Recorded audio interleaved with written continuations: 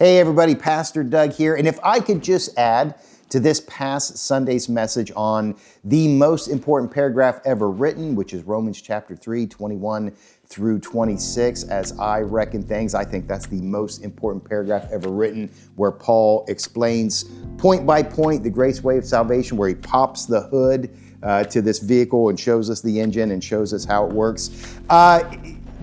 I'd have a lot to add if I could just add more than what we can do here today. I would certainly touch on the idea of religion, because we started out with an idea that technically is not in the text. I think the text does affect it, but we started out with that idea, are you burned out on religion? And I said I'm not anymore, but I was at one point in time. I know some people question that term even today. Is the faith a religion or is it a relationship? And a lot of us say, no, it's not a religion, it's a relationship. Complicated question. What I would say is we are a relationship. It is the faith. It is characteristically different from a religion, which we don't even know what the word religion means exactly. Some people think it means to bind.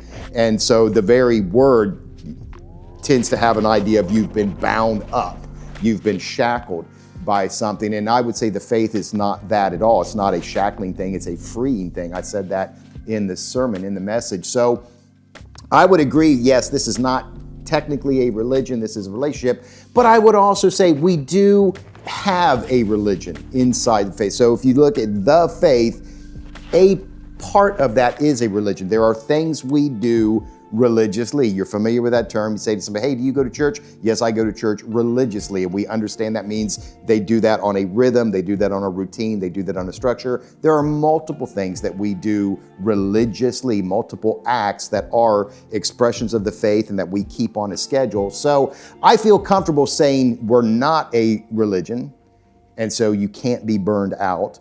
But we do contain a religion, and that religion is like a structure. It's not a chain that binds, but it's more like a trellis that gives us a support as we grow. So that's one thing I would have added in there. Another thing I would have added in there is those all-important prepositions, those small words. We think that theology is a matter of all these big words, all these abstract, esoteric concepts. The reality is, if you want to understand the faith, you have to understand these little tiny prepositions, because what a preposition does is it explains relationships. And that's what I said Paul's doing in this passage. He's popping the hood. He's saying, here are the parts and here's how they go together. So we had by grace, through faith, apart from law. There's a couple others we could throw in. I know this one might be controversial, but my professor used to say at baptism. So at is in there as well. That's something we'll discuss on a different day. For good works comes in there. So right there off the top, we've got 5 prepositions, and then it's the righteousness from God, not of God. So we've got 6 propositions right there that are taking us through this engine, how this grace way of salvation works. So very important. Now, sometimes they can fudge a little bit because that's the way prepositions work. Paul does say in Romans 1 and in a couple other places, you are saved by faith. By there, though, as he's using there, doesn't mean the same as by grace. Grace is always the basis. Faith is always the means, but because of the way prepositions work, by can communicate means as well as through. So you do have to give some attention to those prepositions, pay a lot of care to them, because they are going to keep the proper flow. And so I do believe it is, as my professor taught me, we're saved by grace through faith. At baptism, we can discuss that a little bit later, but by grace through faith at baptism for good works apart from law. He didn't include that one in there, but it should be by grace through faith apart from law at baptism for good works. So those prepositions are very important.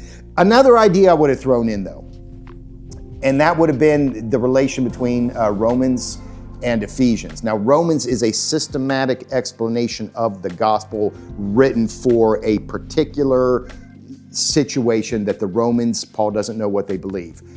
Ephesians is a circular, it's a general epistle. It's the equivalent of 1st and 2nd Peter, James, 1st, 2nd, 3rd John, all these letters that aren't addressed to particular churches like Galatians, Colossians, Philippians are.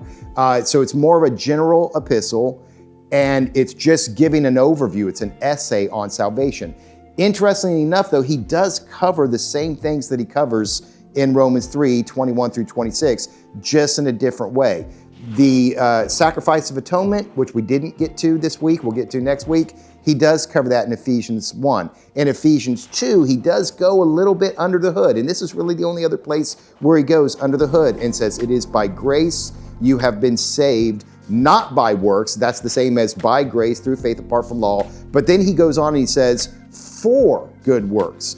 So he's given us that same progression that we get from that Romans 3, 21 through 26 passage, by grace through faith, apart from law, but for good works. It's interesting to see the same idea coming out in slightly different language, maybe even significantly different language in a different passage. And what that serves to do is reinforce this is correct. This is the engine. This is the system. These are the parts. This is how it works. So I loved that message. I'm looking forward to part 2. I hope these extra ideas about that message and about this truth of the grace way of salvation are encouraging to you. Look forward to seeing you again very, very soon.